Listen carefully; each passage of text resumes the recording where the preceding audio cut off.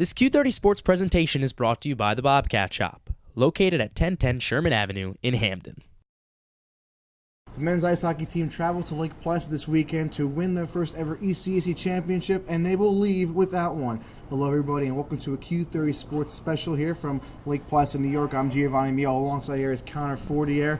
The Quinnipiac men's ice hockey team lost in double overtime to the Colgate Raiders by a score of 3-2.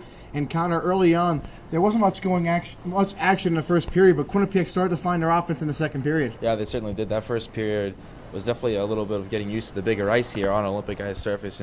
In Hamden, Connecticut, they play on the regular NHL ice surface and the size. So definitely both teams are really kind of getting used to the bigger, the more ice they have, the lot more space they have, a lot more time to work with the pucks. That first period started off with just kind of the teams getting involved in their games and just really trying to hammer out their games. It was very grindy, back and forth. No one really established anything.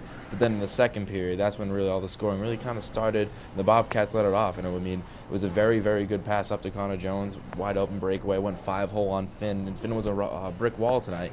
And right there, he was able to open him up just a little bit and slide it right there in the 5-hole. And while the Bobcats had a 2-1 lead in the third period, they would eventually lose that with the last minute of the third period. Connor, do you want to go into detail about that goal from the Raiders? I mean, that goal, it's been a problem Quinnipiac's had all year long, picking up sticks and picking up bodies right in front of the net and really just kind of clearing out those scrums. And right there, it was just a blatant, another fallback for the Bobcats they've had all year, and it was Bond to getting that goal from Spink. And then later, like we knew in the second overtime, it was Spink from Bond, so those two were working at it. But definitely that tying goal was a bit of a backbreak because there's not that much time left. You think you're getting out of here with at least a shot at the championship, but now you're going into an overtime. But to even still talk about it, that first goal wasn't the greatest thing in the world either. It was a very bad miscommunication. I think it was between Matt Pekka and Michael Gartig.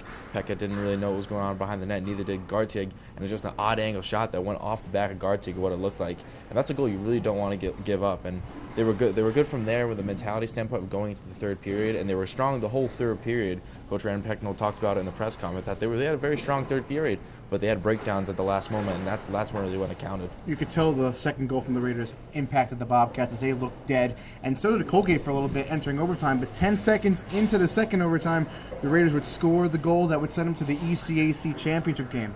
Yeah, it was kind of like how Bond tied it up as well. Spink just had enough room in front of the net. Just had a couple extra seconds than the Bobcats defenders did, and he was able to just whack it home past Gartig, and it was just an overall deflating goal. Obviously, it's the goal that loses it, but everyone's reactions on the ice were just that of despicable because they really should have came out of here with a win, but it was breakdowns to tie the game, and it was breakdowns also to give him a shot in the game when it gave him back 2-1. So it was just a really despicable feeling, I guess you could say, that the Bobcats had. Everyone was really defeated, obviously because they lost. I'm speaking in conjectures here, but it was just something that they weren't expecting, especially going into that third period with such confidence. And let's hear what Rand Pecknell had to say about the game after the game. I think we'll make a pretty good run. I mean, we need to be better. We're up 2-0, and I thought we were playing great. And you got to put teams away. We're going to prepare like we did this week. I felt like we were ready for this weekend, and we'll have a couple of days off here and get back to the rink Monday and start focusing up. And by then we'll know who we're playing and kind of same routine. And now with the loss, that leaves the Colgate Raiders and the Union Dutchmen in the ECAC Championship, while the Bobcats are probably going to go to the NCAA tournament. So what's ahead for the Bobcats, Connor? Well, as they find out who they play on the selection show on Sunday at noon, that's on ESPNU, and from there, they get back to work. They go back to the rink on Monday night. Corey Hibbler said it in the press conference, and they just get back to work. They have to put this behind them. They were able to put it behind them last year as well, losing to Brown. And they obviously made the amazing run they did in the NCAA tournament. Different teams with different titles to play and just different years, obviously, so you can't compare those two like that.